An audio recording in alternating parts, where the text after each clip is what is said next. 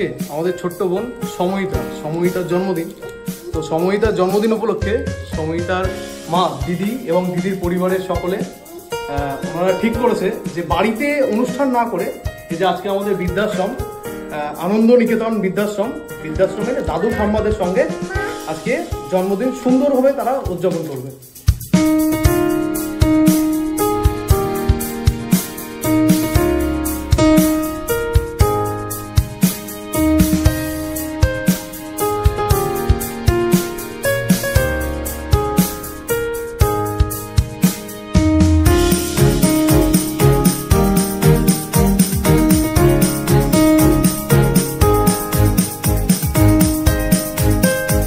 তো আপনারা সকলে গ্রুপে অর্থাৎ সময়িতা বোনকে আশীর্বাদ করবেন যাতে বোন অনেক বড় হয় এবং ভালো মানুষ হয়।